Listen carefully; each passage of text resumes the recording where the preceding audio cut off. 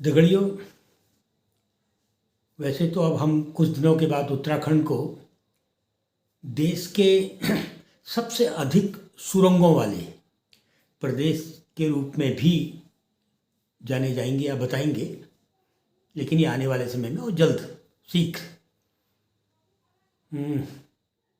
आज मैं जो चर्चा आप लोगों के बीच में करने जा रहा हूँ वो आज 8 दिन हो जाते हैं। उत्तरकाशी में सिलक्यारा और बड़कोट के बीच की जो 25 किलोमीटर की दूरी है, सड़क की दूरी, इस दूरी को कम करने के लिए 4 किलोमीटर की एक सुरंग का निर्माण चल रहा है। इस सुरंग के निर्माण हो जाने के बाद, सकुशल अगर निर्माण हो जाता है, तो फिर सिलक्यारा वाले 25 किलोमीटर की जगह 4 किलोमीटर चलकर बड़कोट पहुंच जाएंगे और बड़कोट वाले सिलक्यारा पहुंच जाएंगे। खैर, इस सुरंग का निर्माण कौन कर रहा है, निर्माण में नेताओं के लड़के इत्यादि तो मालिक नहीं हैं, आदि आदि आदि बहुत सी चीज़ें हैं जो आ रही हैं, छन छन के सामने आ रही हैं। मैं जाऊंगा, श्योर जाऊंगा, निश्चित जाऊंगा, लेकिन बाद में।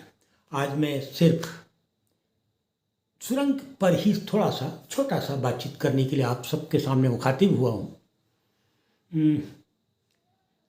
चूहा अपने लिए जो बिल बनाता है वो सुरंग के रूप में बनाता है, और चूहा भी अपने बिल में सुरक्षा के तमाम इंतजामात करता है। वो उस बिल में बरसात और जाड़ों के लिए अपना राशन भी रखता है। पानी आने की स्थिति में, टूट फूट हो जाने की स्थिति में नए रास्ते जहाँ से वो निकल सकता है, बच सकता है, वो भी बना के रखता है। यहाँ कहने का मतलब वो बाईपास पंक्चर, सुरंगों के लिए जो सबसे महत्वपूर्ण होता है बाईपास पंक्चर, वो बनाकर भी रखता है।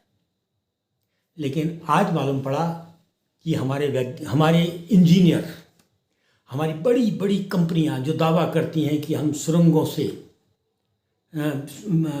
के विकास में अद्भुत हैं, प्रथम हैं, उन कंपनियों की ओर से सिर्फ 4 किलोमीटर की जो एक सुरंग बनाई जा रही है, वो सुरंग बनते बनते उसके मुखाने में सुरंग का ही मलबा आके गिर जाता है। शुरू में हमको बताया जाता है कि 10 मीटर है, हम पाइप डाल रहे हैं, लेकिन आज मालूम पड़ रहा है वो 50 मीटर से अधिक। फिर हमको बताया जा रहा है कि साहब वो 200 मीटर आगे तक खुला है। ऐसी चिंता नहीं है। इस पूरे जो बताया जा रहा है वो अलग सवाल है। इस पूरे में जो सवाल उठकर सामने आए, तो पहला सवाल तो यही उठ का है कि आपातकालीन प्रिपरेशन आपने क्या किया।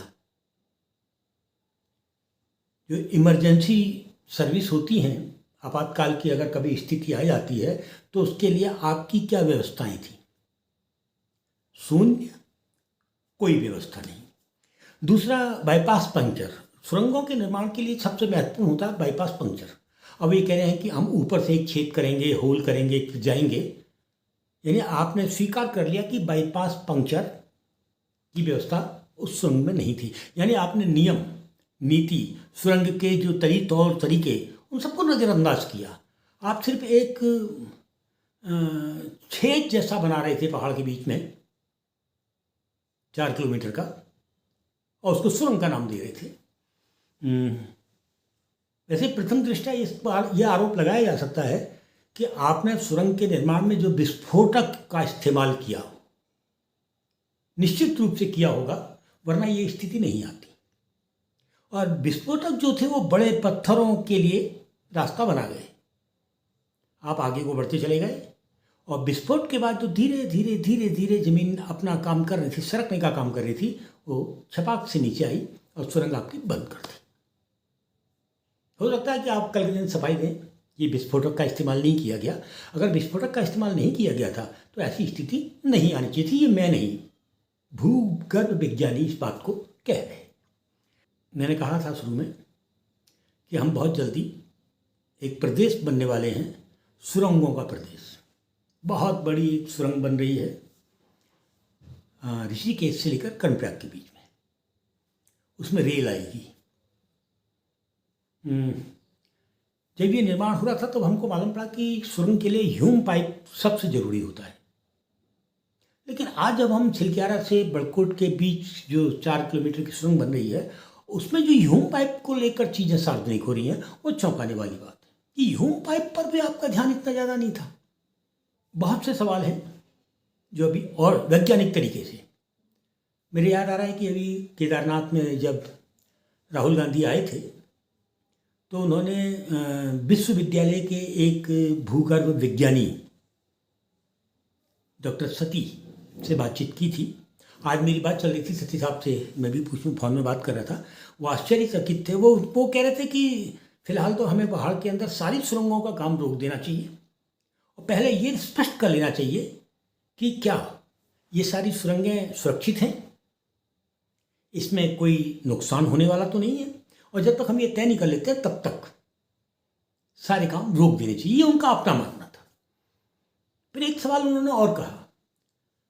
उन्होंने कहा कि माना ये जैसे उत्तरकाशी छिलक्यारा वाली सुरंग है, अभी निर्माण के दौरान अगर कोई बड़ा भूकंप आ जाता है तो ये तो स्पष्ट हो गया कि उस भूकंप के आने के बाद जो अंदर खाने से टूट फूट होगी, जो मलबा गिरेगा वो बहुत बड़े स्तर पर होगा। और ये छोटा सा 21 मीटर 10 मीटर से शुरू हुआ था, 50 मीटर तक पहुंच गया है। ये स्पष्ट कर रहा है कि बड़े ही नहीं, 5 या 6 रिएक्टर के भूकंप को झेलने की क्षमता उस सुरंग के अंदर अभी इन लोगों ने नहीं बनाई। अगर बना ली गई होती तो ये स्थिति नहीं आती। मैंने सती साहब का जिक्र इसीलिए यहाँ किया कि कुछ ही दिन पहले जब राहुल गांधी केदारनाथ आए थे तो उन्होंने सती साहब को खोज खबर करके बुलवाया था, केवल हिमालय की पारिस्थितिकी को समझने के लिए, हिमालय की संरचना को समझने के लिए, हिमालय के एनवायरनमेंट को समझने के लिए। एनवायरनमेंट हो गया, पारिस्थितिकी हो गया, वहाँ की संरचना हो गया। इसको समझने की बात, अगर मैं वैज्ञानिकों की बात नहीं कर रहा, मैंने शुरुआत चूहे से की है और चूहे की सुरंग के आगे हमारे वैज्ञानिकों की ये सुरंग जो सामने आई है वो चौंकाने वाली तो है ही है। लेकिन अगर हमारे नेता, राष्ट्रीय स्तर के नेता ऐसी चीज़ों को लेकर चिंतित हैं या इन सब चीज़ों को समझकर राजनीति में स्थापित बने रहना चाहते हैं तो ये बहुत अच्छी पहल है। लेकिन राहुल गांधी और डॉक्टर सती के बीच में जो चर्चा हुई थी उसकी जीस्ट को अगर हम देखते हैं तो वो पूरी जो जीस्ट थी वो चर्चा ऐसे ही सवालों पर थी। हिमालय की सुरक्षा के लिए थी, हिमालय के संरक्षण के लिए थी। संवर्धन तो खैर हम नहीं कह सकते हैं। मित्रों, खासकर मैं उत्तराखंड में, हम जो राज्य आंदोलनकारी हैं और उत्तराखंड के अंदर जो पर्यावरण की बहुत बड़ी फौज, भले ही फंडा फॉर फंड पब्लिसिटी और सेमिनार के लिए है, हम सबको चिंतित होना चाहिए। क्या सुरंग प्रदेश बनाकर हम सुरक्षित रहेंगे? क्या उत्तराखंड जैसे पर्वत को, जो निर्माण की प्रक्रिया में है, हिमालय पर्वत, उसको सुरंग प्रदेश बनने दिया जाए? इन सवालों को लेकर हम सबको चिंतित होना चाहिए और एक साथ बैठकर विमर्श करना चाहिए। और सवाल संगठन कोशिश करेगा कि हम जल्दी इस विषय पर कहीं बैठें और बातचीत करें। फिर मिलता हूँ मित्रों।